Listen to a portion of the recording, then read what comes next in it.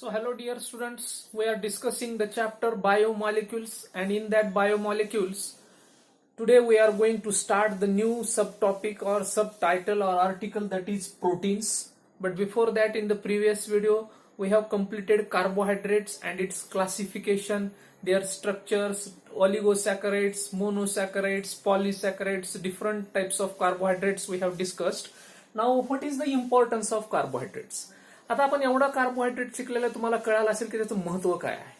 So the carbohydrates, just I will say the carbohydrates are important for the basic needs of every living organism like food, shelter and clothing.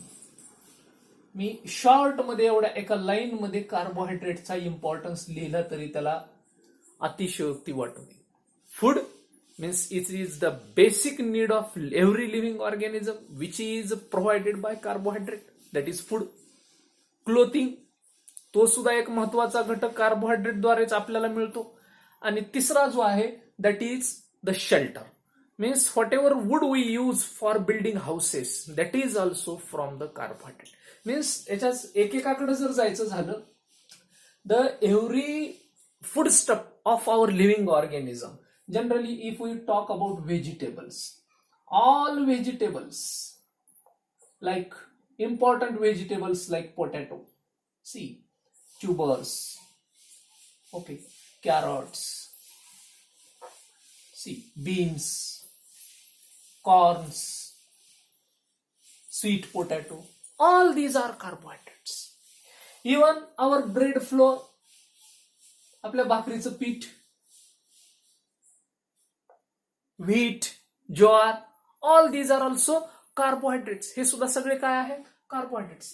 The cotton used for making clothing, different types of textile industry मधले जेवढे काही आपण कपडे वगैरे घालतो त्याच्यामध्ये cotton वापरला जातो.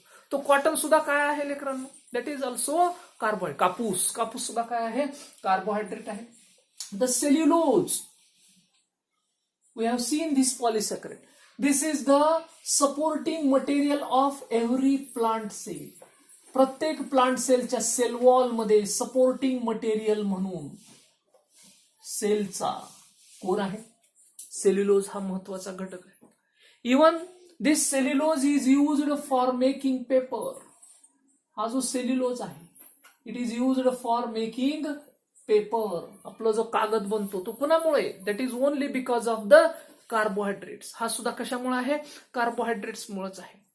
Even the wood for used the different construction parts, आपले जे काही सगळं कन्स्ट्रक्टिव्ह मटेरियल आहे, बिल्डिंग कन्स्ट्रक्शन, इथे जे आपण वुड वापरतो, दॅट मीन्स आपल्याला शेल्टर देणारा सुद्धा घटक कोण आहे? कार्बोहायड्रेटच आहे. क्लोथिंग देणारा कार्बोहायड्रेटच आहे. फूड देणारा कार्बोहायड्रेटच आहे. Means in every part of our living ऑर्गॅनिझमचा प्रत्येक भाग जर तुम्ही बघितला, that would not be completed without carbohydrate. तो होऊच शकणार नाही कार्बोहायड्रेट शिवाय पूर्ण. Even our main diet, our 60-70% of our diet is consisted of carbohydrate. आपल्या जेवणातला सुद्धा महत्वाचा घटक, जवळपास 60-70% अन्न आपण हे कार्बोहायड्रेट खातो. And it is the major source of energy. बघा, आणखीन एक महत्वाचं, it is a vital source of energy, instant source of energy, quick source of energy म्हणून कुणाकडे बघितलं जातं? कार्बोहायड्रेटकडे बघितलं जातं. So all these are the different importance of carbohydrates for sweetening different types of food stuffs. आपले वेगवेगळे food स्टफ्सला स्वीटन करण्यासाठी वेगवेगळ्या टाइपच्या शुगर वापरतो आपण. That is only because of the carbohydrates. तर असे असंख्य उपयोग आपल्याला कुणाचे सांगता येतील लेकरांनो? कार्बोहायड्रेटचे सांगता येतील. So that is about the importance of carbohydrate. Next we are going to start the proteins. What is mean by protein? So this protein word is derived from the Greek word proteios. Proteios, and proteios means it is of first importance. बघा, एखाद्या सजीवाला प्रथम लागणारा, म्हणजेच अतिशय महत्वाचा, ज्याच्याशिवाय तो सजीव बनूच शकत नाही, फर्स्ट इम्पॉर्टन्स, पहिल्यांदा त्याला महत्व दिलं जातं सजीव बनवण्यासाठी. तर असा फर्स्ट इम्पॉर्टन्स असणारा कोण आहे? Protein. Because these proteins, in the 4 words I describe the proteins. They are important for structure, function, बघा, structure, function, growth and maintenance. Within these 4 words, the entire description of proteins come out. The proteins are the major components which provide structure to the living organism. आज माझं हे शरीर आहे किंवा कुठल्याही सजीवाचं शरीर आहे, that is only because of the protein. It is carrying out every function of the body. तो अतिशय महत्वाचे जे फंक्शन आपल्या बॉडी मधले आहेत, these are carried out by the proteins. Means the structure and function of life, growth of life, आपली जी वाढ आहे, our hairs, nails, hooves, जनावराचे शिंग, different types of your skin material, skinच्या muscles, all these are the proteins. Means it is present in the hairs, your nails, okay, in the muscles, everywhere in the living organism it is there. सगळ्या जागी तिथे आहे. Even the proteins are also present in our daily diet like cheese, milk, egg, बघा, meat, fish, मासे, या सर्वांमध्ये आपल्याला काय मिळतं लेकरांनो? प्रोटीन मिळतं. तर असे हे protein, therefore I may say these are the building blocks of living organism. जणू काही जसं बिल्डिंग बांधण्यासाठी वीट महत्वाची असते, तसं आपल्या शरीराची बांधणी करण्यासाठी, शरीराची ग्रोथ होण्यासाठी, शरीराला मेंटेन करण्यासाठी, शरीराची वेगवेगळ्या क्रिया पार पाडण्यासाठी कुणाची गरज असते? प्रोटीन्सची गरज असते. And mainly the proteins are made up of carbon, hydrogen, oxygen and nitrogen. These 4 important materials are present in the proteins. And in addition to that, there is presence of cobalt, iron, manganese, okay, zinc, copper. These elements are also present in the protein. हे सुद्धा मूलद्रव्य तुम्हाला protein मध्ये पाहायला मिळतात.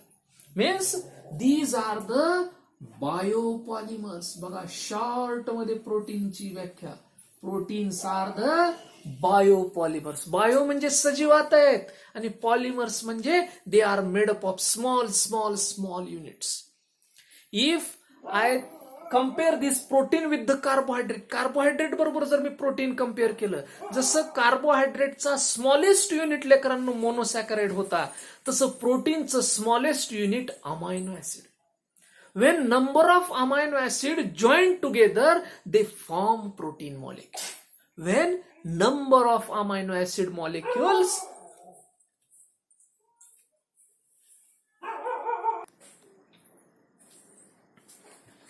sorry for interruption because of the current disturbance. So guys, we came up to biopolymers. The proteins are the biopolymers. Now remember guys, why these biopolymers? Because they are present in the living organism and these are the polymers. Polymers means when a small monomers join together. छोटे छोटे units ज्यावेळेस एकमेकाला join होतात, त्यावेळेस ज्यावेळेस हे long structure तयार होतं, these structures are called polymers. मग आता ह्याच्यात नेमके हे छोटे छोटे युनिट कोण आहेत? And therefore I told about the carbohydrate. Carbohydrates are made up of smallest unit, that is monosaccharide. When n number of monosaccharide join together, they form polysaccharide. जसं अनेक मोनोसॅकराइड एकत्र आल्यानंतर पॉलिसॅकराइड बनतात, तसं अनेक अमायनो ऍसिड एकत्र आल्यानंतर, म्हणून मी सांगितलं की बाबा proteins are made up of amino acids. Proteins कशाने बनलेले आहेत? Amino acid. Such single amino acid join to second amino acid join to third, fourth, fifth, such n number of amino acids join together to form polymer. And such a polymer means such a protein is formed because of joining number of amino acid. अनेक amino acid एकत्र येऊन काय बनत असतो? Protein बनत असतो. आणि म्हणून प्रोटीनचं स्मॉलेस्ट युनिट कोणतं आहे? अमायनो ऍसिड आहे. कार्बोहायड्रेटचं स्मॉलेस्ट युनिट कोणतं आहे? मोनोसॅकराइड आहे. तसं प्रोटीनचं स्मॉलेस्ट युनिट कोणतं आहे? अमायनो ऍसिड आहे. Therefore, these proteins are very important because proteins are also present in our nucleic acid. Nucleic acid मध्ये सुद्धा proteins आहेत. These are also present in the hormones. बघा, hormones संप्रेरकामध्ये सुद्धा proteins आहेत. These are also the important components of enzymes. Enzymes मध्ये सुद्धा कोण आहेत? Proteins आहेत. The different types of antibodies. These antibodies we are searching against corona disease. Corona व्हायरसच्या against आज आपण सगळं जग ह्या अँटीबॉडीज म्हणजे लस शोधण्याच्या, व्हॅक्सिन शोधण्याच्या नादात आहे. सगळे त्याच्या प्रयत्नात आहेत. त्या अँटीबॉडीज ज्यावेळेस आपल्या बॉडीमध्ये जातील त्यावेळेस हा कोरोना व्हायरसचा अँटीजन या अँटीबॉडीज किल करणार आहेत. And such antibodies are also proteinaceous. त्या सुद्धा प्रोटीन्सच आहेत. म्हणून असे अनेक प्रोटीन्स वेगवेगळ्या रूपामध्ये आपल्या सजीवांच्या जीवनामध्ये येत असतात. So the proteins are biopolymers and these are made up of essential carbon, hydrogen, oxygen, nitrogen in addition to these elements. Now remember guys, these proteins, how they are made of? These are made up of small amino acid units. ते कशाने बनलेले आहेत? Amino acid. When we hydrolyze protein, ज्या वेळेस मी प्रोटीन्सला hydrolyse करेल, hydrolysis करेल, प्रोटीन्स ज्यावेळेस वॉटर बरोबर रिएक्शन करेल, at that time proteins are converted into n number of alpha amino acids. Remember guys, प्रोटीन्सचं रूपांतर कशात होईल? अमायनो. जसं मी कार्बोहायड्रेटला हायड्रोलाइज केल्यानंतर त्याचे जसे मोनोसॅकराइड मिळत होते तसं प्रोटीनला हायड्रोलाइज केल्यानंतर मला इथं काय मिळणार आहेत? Alpha amino acid. आता हे अल्फा काय शब्द, ही काय भानगड आहे? Generally the amino acids, remember याच्यात दोन शब्द आलेत. एक अमायनो पण आहे, त्याच्यामध्ये ग्रुप NH2 ग्रुप पण आहे किंवा NH सुद्धा आहे किंवा N आहे, मीन्स नायट्रोजन आहे. म्हणजे एक ग्रुप अमायनो आहे आणि दुसरा ग्रुप ऍसिड आहे. म्हणजे अमायनो ऍसिड कसा आहे तो बघा. NH2CHRCOOH. This is the amino acid. Amino acid. Amino acid means amino acids are those organic compound which contain two functional group, amino group and carboxylic acid group. And carboxylic acid group च्या adjacent carbon, the adjacent carbon of the carboxylic group is called alpha carbon. त्याला कोणता carbon म्हटलं जातं? Alpha carbon म्हटलं जातं. आणि alpha कार्बनला amino group जोडलाय, therefore these are called alpha amino acids. Alpha amino acids. And these alpha amino acids, when combined together in large proportion, they form the protein molecule. जसं की आपली मण्याची माळ, छोटे छोटे मणी एकत्र येऊन जशी माळ बनते, तसं अनेक छोटे छोटे अमायनो ऍसिड एकत्र येऊन काय बनतात? प्रोटीन्स बनतात. And such proteins are high molecular weight molecules. यांचं मॉलिक्युलर वेट काय असतं? जास्त असतं. They have high molecular weight. आणि असे हाय मॉलिक्युलर वेट असणारे proteins, these are used for building blocks of living organism. आणि म्हणून these alpha amino acids generally in our total living world 30 amino acids are there. किती amino acids आहेत? 30 amino acids are there, and out of those 30 amino acids 20 amino acids are more common. 20 amino acids, these are very important amino acids, and out of these 20 amino acids some amino acids are essential amino acids. काही amino acids essential आहेत, आपल्याला classification मध्ये बघायचंय. And some amino acids are non essential amino acids. Now, these amino acids contain two functional groups. 20 amino acids, entire 20 amino acids contain two functional groups. One is amino group and another one is carboxylic group. And these amino acids If suppose I write here NH2, C, here H, here R, and here COOH. Okay, like this.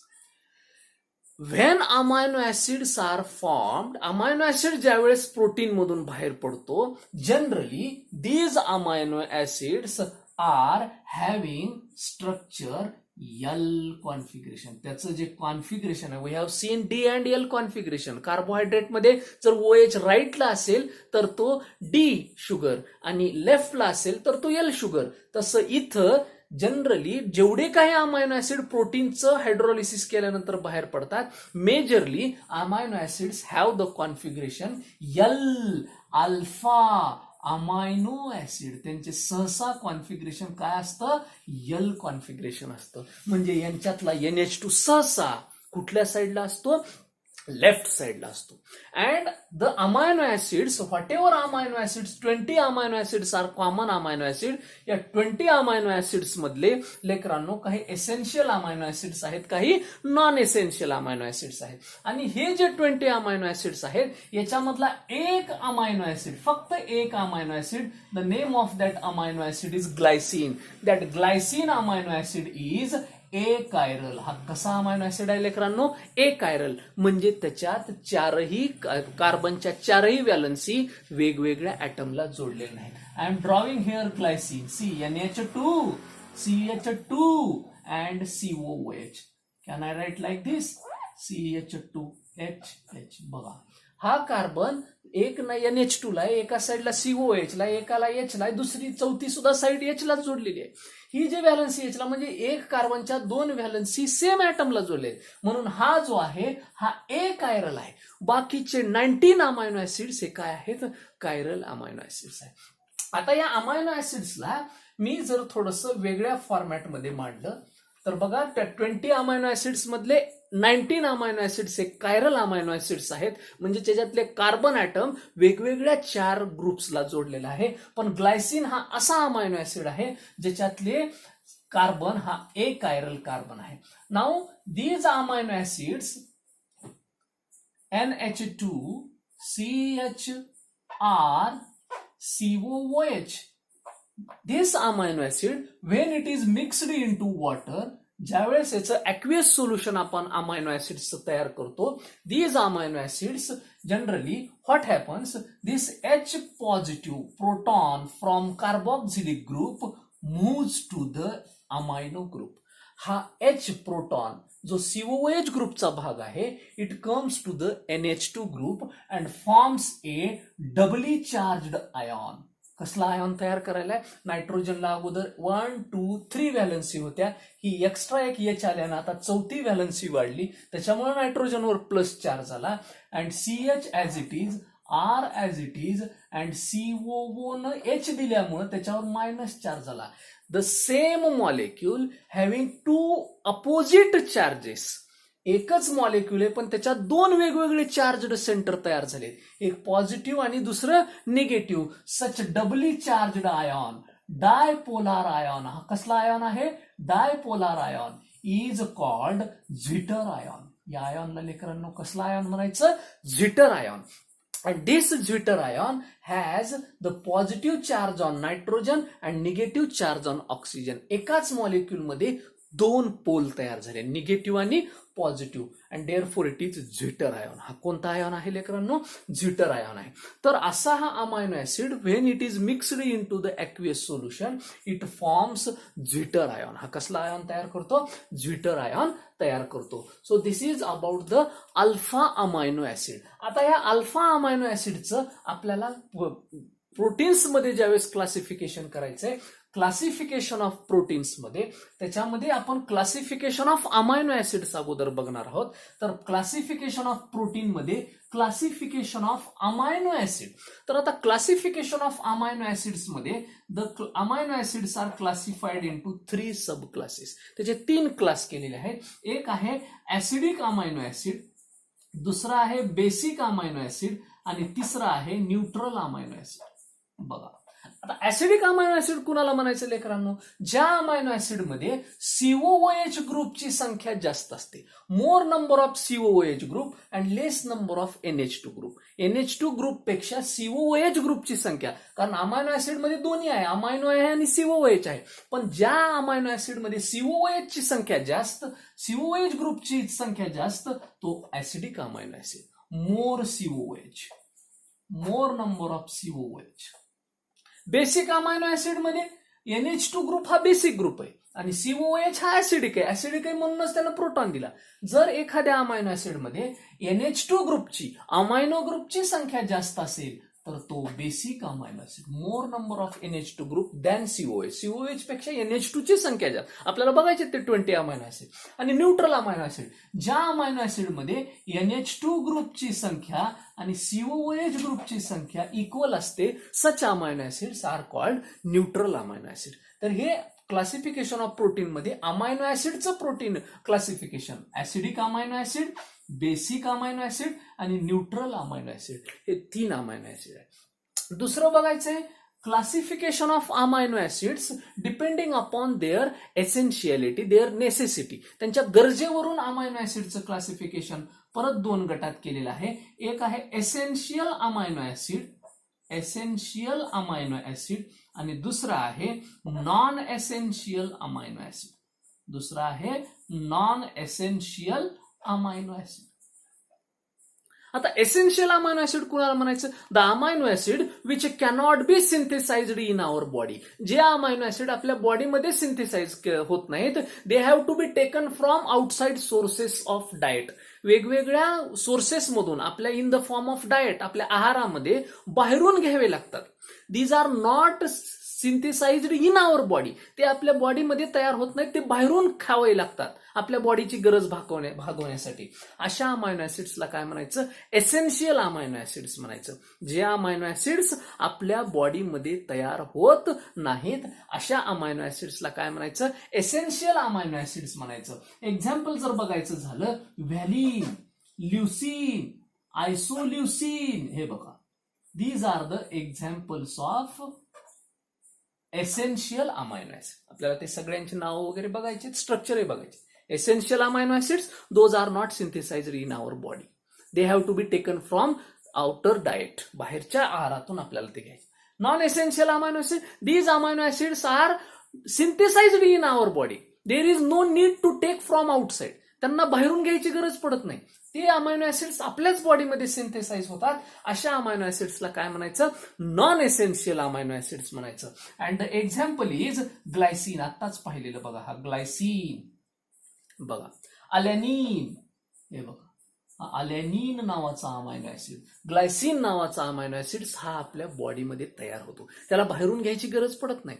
आणि म्हणून हे glycine, alanine, these are the non essential amino acid. Essential amino acid valine, leucine, isoleucine, these are the essential amino acids. Okay, तर हे essential आणि non essential. Generally amino acids are represented by 3 letter word. मला जर आता glycine दाखवायचा आहे, I will write only GLY.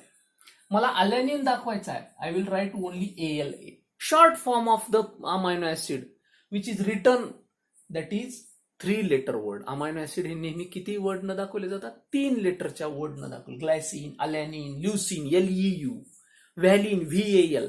अशा पद्धतीने आपल्याला काय दाखवावं लागतं? अमायनो ऍसिड्स दाखवावे लागतात. And these amino acids when combined together by the formation of peptide bond. Amino acid, एक अमायनो ऍसिड दुसऱ्या अमायनो ऍसिडला जॉईन होत असताना कोणता बॉन्ड तयार होतो? तिथं पेप्टाइड बॉन्ड तयार होतो. जसं 2 मोनोसॅकराइड एकत्र बाउंड होत असताना ग्लायकोसायडिक लिंकेज तयार होत होती, तसं 2 अमायनो ऍसिड एकत्र येत असताना पेप्टाइड बॉन्ड तयार होतो. मग 2 अमायनो ऍसिड एकत्र आले, डायपेप्टाइड. 3 अमायनो ऍसिड एकत्र आले, ट्रायपेप्टाइड. जसं आपल्या 2 मोनोसॅकराइड एकत्र आले, डायसॅकराइड. 3 मोनोसॅकराइड एकत्र आले, ट्रायसॅकराइड. तसं 2 अमायनो ऍसिड एकत्र आले, डायपेप्टाइड. 3 अमायनो ऍसिड एकत्र आले, ट्रायपेप्टाइड. अशा पद्धतीनं when number of amino acid join together they form polypeptide. जसं पॉलीसॅकराइड कार्बोहायड्रेट मध्ये होता, तसं पॉलीपेप्टाइड प्रोटीन्स मध्ये आहे. So these proteins, how they look, how their classification is done. आता आपण क्लासिफिकेशन ऑफ अमायनो ऍसिड बघितलं, नंतर आपल्याला प्रोटीनचं क्लासिफिकेशन बघायचंय, त्याचे वेगवेगळे स्ट्रक्चर्स बघायचे. तर that we shall see in the next video. Thank you guys.